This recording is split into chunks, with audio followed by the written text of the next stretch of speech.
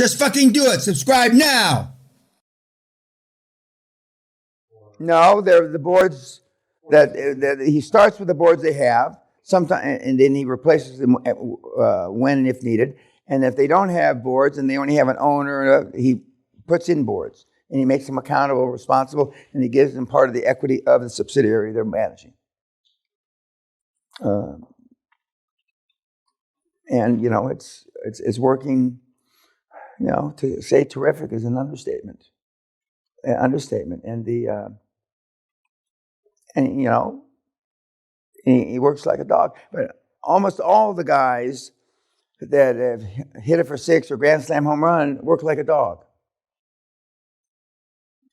Some of them, and it gets down to in the beginning. Most of you guys don't understand what time management really means. Well, you know, as you grow, you're going to understand what fucking time management, because there's not going to be enough hours in the day. There's not enough days in the week. He said in the second or third webinar, because this is about the fifth or sixth, he said that I work 8 days a week, 30 days a month, 400 days a year. And actually, when he did the calculation, when I turned 70, I had 101 years of experience based on the 120 hours. So when I turned 70, business-wise, I was 101. I'd worked 31 extra years in my 45-year career, 50-year career, because, you know, you work 100, 120 hours a week, then you're working, you know, 6-7 weeks a month. And but I still, you know, I still see more deals than you kids. And I'm not looking for them. But I know, and that's why we, you know, in the castle we've got, I don't know, 500 or 600 frogs, you know, or little statues and shit like that. No, I don't have frog on today. Because I remember, you know, you got to kiss frogs to find the prince. And you know, and some frogs don't give warts. What are the other than the frogs and toads give warts? Okay, but you got to turn over rocks. You know, and back when I was his age, you know, before I was afraid to get in an elevator with a woman based on today's political correct bullshit. I mean, I just turn around and start selling whoever's in the fucking elevator. I just start selling. I always had something to sell. They used to tease me like I had 40 Rolex watches. Oh, you want a black Rolex? You want a yellow Rolex? And that's why they made fun of me in that article in the Financial Times. I'm a blind man that's not really blind selling pencils on the street corners of London, Rome, New York, and Paris. Because I was a selling son of a bitch. Because I always had something to sell. Or maybe you trying to sell anything? I buy it. One of the best deals we ever got was a very prominent investment banker got drunk on a plane and told our CFO at the time something, and he got off the plane in Denver, and he said, such and such is for sale, and we all got on a plane and met in New York and stormed the investment bank. No appointments. You can get through, you know, to get the head of mergers and acquisitions of this big, prestigious bulge bracket, and says, we'll buy it. We didn't even know the terms. We didn't know anything. We'll buy it. You know, we have a track record of finance. And we did buy it. In fact, we bought not just that asset, we bought 4 or 5 other assets. Well, since you're here, and since it's the 8th of December, well, he pulled his sleeve up and started showing his Rolexes. We got this, this, and this, and this, and we can give you a fucking dynamite deal on this. You can do the same thing. You can't get through security, and I don't want you to get arrested like you're stalking Carl Icahn, like one of the kids got arrested. But you can, you hound these guys, and one of the questions you were asked in the first seminar that you haven't asked, when is nudging, my new word, too much? Never. I'll get back to you. The next day I call you. Someday I called you that afternoon. I've been thinking about it. If we can't come to some agreement now, fuck off. Now, is that too pushy? In certain circles, that might be too pushy. But since none of you went to any fucking refined schools, you're all shitbags, one step out of the fucking gutter. I mean, you got no morals. You got no fucking ethics. The only thing you have to worry about is the rule of law. Yeah, I mean, you're one or two steps above the fucking homeless. EJ remembers when we were looking for people for call centers, I hired, remember the golf caddies? Because they work 18 hours a day for no money. Little women, I mean, they're poor, little guys. But our employees didn't want to work with the golf caddies because they were a step below the shitbags that I had working for us. And so so that didn't work. Then I tried to hire military guys getting out of military officers. Then I tried to hire people that got thrown out of the equivalent of West Point, okay, because whatever. And I tried everybody. As long as they'd work 18 hours a day, I don't give a fuck what your name was, what color you were. I don't give a fuck. And it's hard to find people that are willing to work like that. It just is. It just is. But I mean, I'm not pointing at the Pope, but Anelli is just is terrific. Any questions about Anelli? Comments? But his kids they're 14 and 10 maybe. They're cute as bugs in a rug. I mean, they're in their little blazers and the bow ties, and they're talking about self-esteem. It makes me cry. I mean, it's dynamite. Now, I overdid it. I pound the QLA too much. I'm an OCD 300 times the kind of number pills I take. Well, you see me take pills all day. If you're supposed to take 8, I take 48 pills. You're supposed, everything's over the top.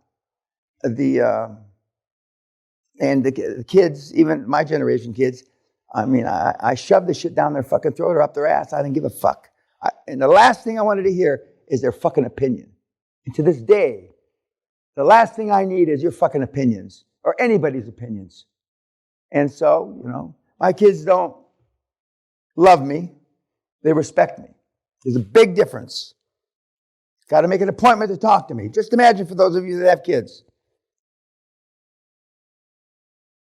Yep.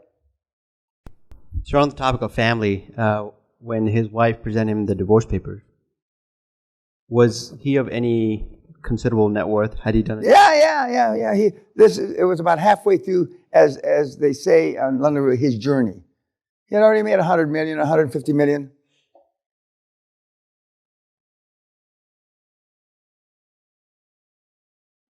I never asked him if he loved his wife.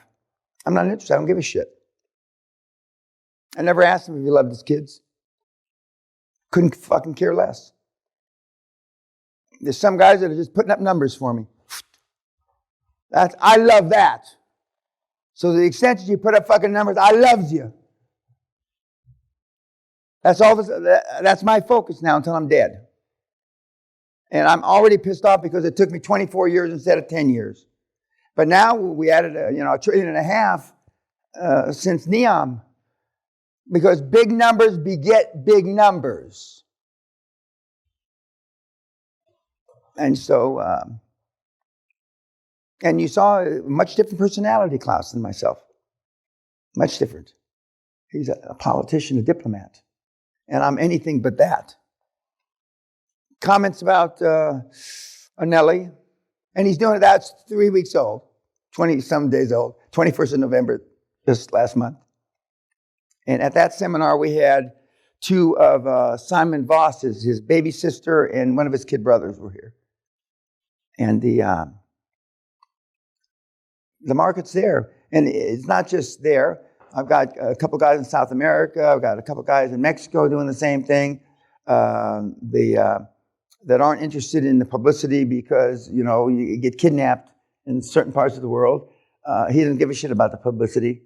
But when I asked him there, is it still rough in Joburg? And he says, yeah. Last time Sally and I were in Johannesburg, maybe 5 years ago, we stayed at one of the premier hotels, and they asked Sally to not wear any jewelry when she left the hotel, to not take her iPhone, to not wear expensive shoes. She wore running shoes, sneakers. When we went to the restaurant, arguably the best restaurant in Joburg. They locked us in. There were bars locking us in, and the windows were all barred to lock us in to keep the people out. And I'd never seen that before, I liked it. Guys would, standing there with AK-47s and machetes and shit. Sally wanted to be away, so her back was to all that. She says, normally she wants to look at who's in the restaurant, but that's one of the only times. It's all right, I'll look at the wall. It's a rough-ass place. That's a rough-ass place. But, in India, there's rough-ass places. And we did well. I excel in the rough-ass places. I know you're dying to say something. No? Okay, good. The cat's got you coming. Yes, sir. Can you expand on how you set up work with the assistant so that you can get more deals through? And Well, it's not all. It's mostly expectations. You got to be upfront with them, the truth, in the beginning. That's where almost all of you that want to drive, and nobody wants to drive them like he does now and like I used to, because you're afraid they won't come to work for you. Well, if they're afraid to come because of hard work, then you're talking to the wrong person.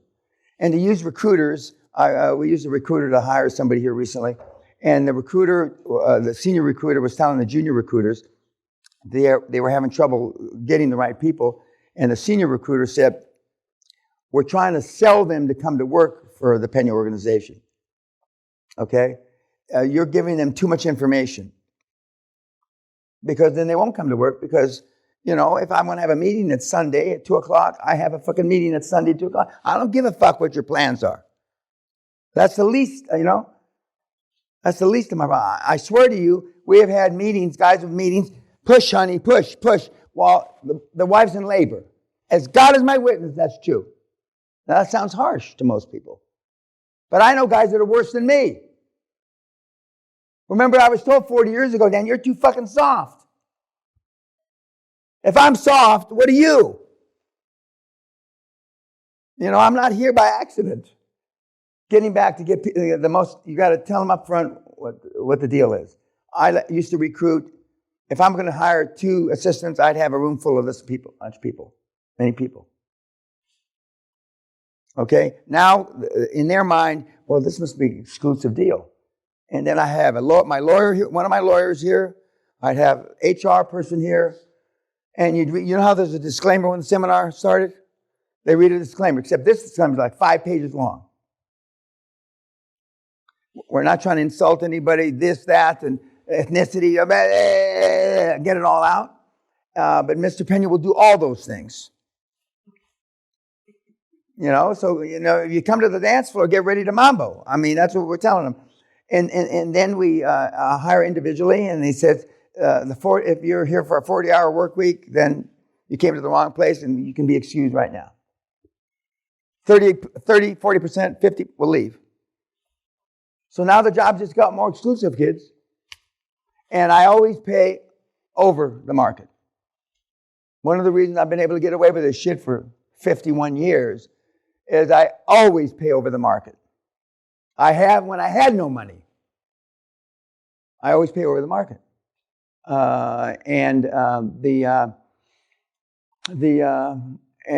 We do not promote or condone overtime. We say it in a different way because in some places that's not legal. So, but it's just like I told you, the Great Western senior managers would make sure that nobody put in for overtime. And I didn't know about it for years and years and years. And the enforcement of the rough rules, like in Amazon, were done by middle managers, not senior managers. Again, plausible deniability. But at Amazon, if you want snacks, you bring them yourself. If you want coffee, you bring the instant coffee you can make, you bring it your fucking self. If you want if your job requires like a Mac, 3 people have to share a Mac. This is at Amazon. Now, Amazon is one of the most profitable motherfucking companies on the planet, right? They can afford 3 Macs. Because then when you have to share a Mac, you have to schedule your time. Okay, you got it from such and such. Oh, I don't need it today. But there's method in his madness. It sounds chicken shit, but it works. It works. There's no company cars at Amazon. None. We'll rent a Toyota. Some of you guys that you think you're tough managers, you're not. You're wusses compared to the big guys. You know, the famous story, Elon Musk, this 10, 12 years ago, he's in corporate headquarters and only 30% of the employees were in the office.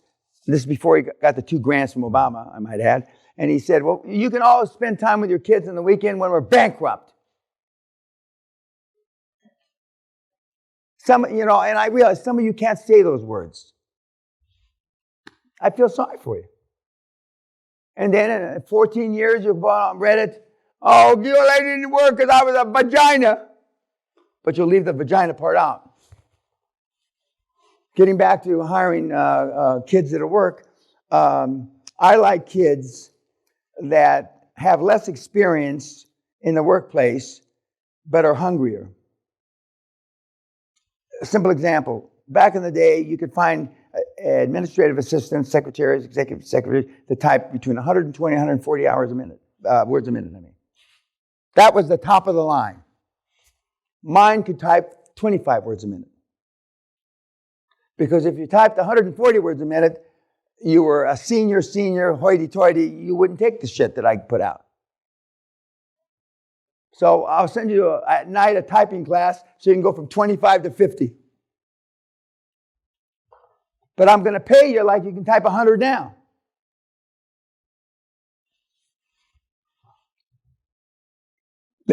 Normally, the things that fix all the problems in offices and administration is money.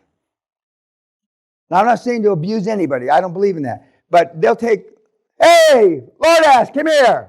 I want a fucking cup of coffee. She's getting 50% more than she could get in any other office. Which means she can buy better clothes for her kids, yada, yada, yada. You heard him say he overpays. Adele. And working for him is abuse. I mean, money talks and bullshit walks. And your HR person will say the band is $26,000 to $40,000. Well, what if we pay her $55,000? Well, I mean, then they worry about putting a skew on the market within your own company. But we always overpaid. Always. Roughnecks back in those days were making, I don't know, $45,000 a year. We paid them $60,000. That's a third more. $15,000 to a working stiff is a lot of fucking money. A lot of fucking money. It's a difference not between heat and eat like they're talking about now, but you buy your kids more clothes. You might even be able to take a vacation. But that's how he gets them. He overpays and he strains. Not dissimilar. The reason why Google has 10, 12, 14 interviews, because the kids don't know shit about who they're interviewing. So they want to be able to cross-collateralize the mistake on 10 other people. And when a superstar comes through that's clearly smarter than anybody interviewing him, he only has 5 or 6 interviews. But it's the opposite. The guys you've heard so far are their work practices are not even heard of in the current marketplace. Not even heard of.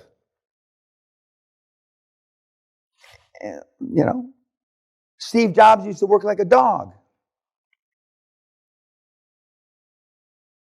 And if you keep those weekly things that I gave you from when the first time you were here, and you see, and you're candid, honest with yourself, soul-searching, gut-wrenching, honest, you don't work. You pretend.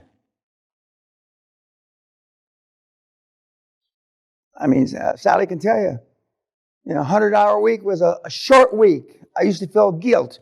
And I used to say it was Jewish guilt, even though I didn't know I was part Jewish at that time, because Jewish guilt from us roaming the fucking desert for 40 years, looking for a home, finding our Palestine. And at that time, I knew nobody that could be more guilty than Jewish. a Jew. So I used to say it was Jewish guilt. But it takes sacrifice, and Ellie sacrifice. And he tells the people the average age or average length or seniority of my assistants is 4 to 7 months. Up front. You wouldn't do that. Your HR person wouldn't do that. A recruiter, if you use them, wouldn't fucking do that, would they? Because you wouldn't get anybody. But the people you do get are there to take care of fucking business. But you got to be harder. Softness is not, if you want to do this. If you don't want to do this and have, slappy happy, take 12, 14 years to make $5, $10 million bucks, fine. You're on the right path. Some of you are harder already. But I mean, if like an Ellie, and again, he's not the best we've got, but I mean, he's one of the best. And he's still willing to talk to you. Now, the other webinars he did, he was downright insulting to the guys because he said it at the end. Everything I'm telling you, 99% is on the website. Okay? In the earlier webinars, he was crass to the stupid questions. And he and Roberto and the Viking bitch, God damn, how do you listen to this for 30 years? I mean, it's unbelievable. It is unbelievable. So I know I'm going to heaven.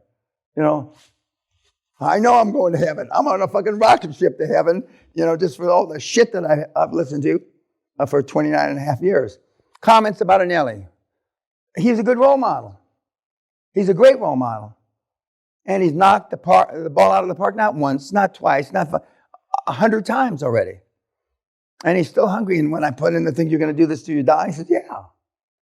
And then, God willing, his two boys, which he's got on the right path. I mean, they look, of course now, one's 14, one's 10. They don't look as cute as when they were like this. But and he trains them. He gives them a dumbed down weekly report. And he said, make no mistake about it, he says that's the report, a slightly dumbed down version he uses with his employees on a weekly basis, 2 o'clock every Sunday.